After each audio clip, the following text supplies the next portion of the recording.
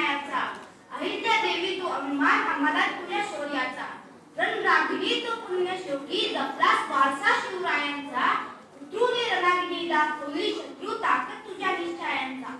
जेव्हा जेव्हा समाजामध्ये अन्याय अत्याचार आढळून वाटतो तेव्हा त्याला संपवणारी शक्ती या जगात जन्म घेते आणि तेच घडलं. 31 मे 1725 रोजी अंगोजी शिंदे सुशीलाबाई यांच्या पोटी धनगर कुटुंबामध्ये एक कन्या जन्माला आली. त्या कन्येच्या तेजाने साक्षात सूर्यही लाजला. त्या कन्येचे नाव अहिल्या असे ठेवण्यात आले.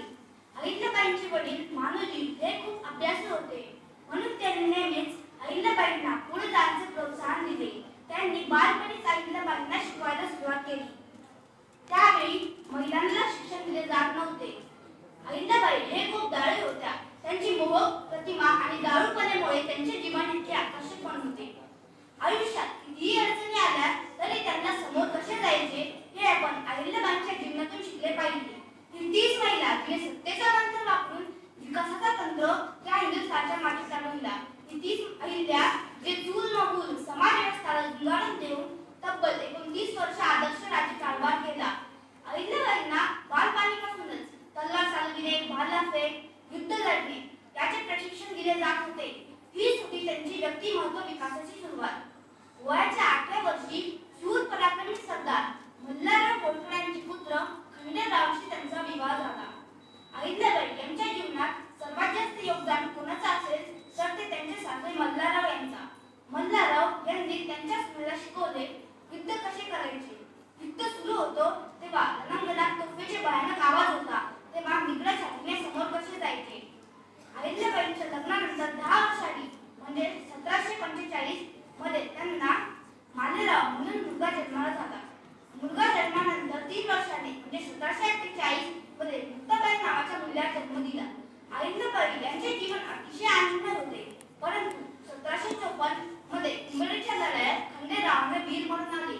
नवरा मेल्यानंतर स्त्रीला सतीदाहाची प्रथा टाकाळी होती, पण मल्हाररावांच्या सांगण्यावरून ते सती गेले नाही. सतीदाहाची अनिष्ट परंपरा होती, त्यांनी अहिल्याबाईंना नाकारण्याचे काम केले. होळकरांनी हे राज्य कुणाची गुलामगिरी करून मिळवले नाही, तर तलवारीच्या पाठीवर आणि मनगटाच्या जोरावर होळकरांच्या वंशजांनी हे राज्य उभे केले आहे. आतापर्यंत सर्वात जास्त संकट कोणत्या राजकारणावर आले असतील तर ते अहिल्याबाई होळकर. अहिल्याबाई होळकर यांचे सासरे 1766 व मुलगा 1767 मध्ये मरण पावले. अहिल्याबाई यांच्या हातीतच मुलगा, जवाई, सासरे, दौरा यांचे निधन झाले. राजकारभार पाहायला एकही पुरुष उरला नाही. तेव्हा अहिल्याबाईने एकटे राजकारभार पाहण्याचा निर्णय घेतला. आपल्या राज्याला विकसित राज्य बनवण्यासाठी त्यांनी अथक परिश्रम केला. त्याच संधीचा फायदा घेत राघोबा पेशवे 50,000ची फौज घेऊन अहिल्याबाईच्या राज्याकडे चालून आले. अहिल्याबाईंनी आपल्या राज्यातील महिलांना शिकवले, तलवारबाजी व इतर युद्धकला शिकवल्या. संपूर्ण भारतात महिलेची पहिली फौज तयार करणाऱ्या या अहिल्याबाई होळकर होत्या. पण फक्त हातात तलवार घेऊन चालत नाही तर सोबत बुद्धिकौशल्य लागते. म्हणून त्यांनी राघोबा पेशवेंना पत्र लिहिले, मी एकटी आहे, आपला आहे असे समजू नका. जेव्हा मी हातात तलवार घेऊन खांद्यावर भाला घेऊन रणांगणात उतरेल तेव्हा तुम्हाला खूप जड जाईल. आपली भेट लवकर रणांगणात होईल.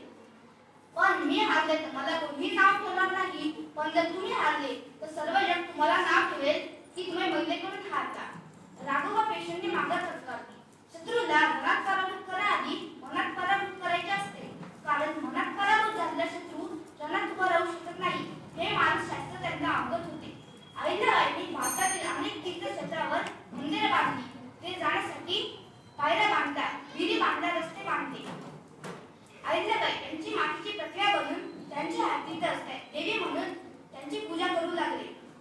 हा इतिहास होता अहिल्याबाईचा पराक्रमाचा, राजकीय सामाजिक कार्याचा. हे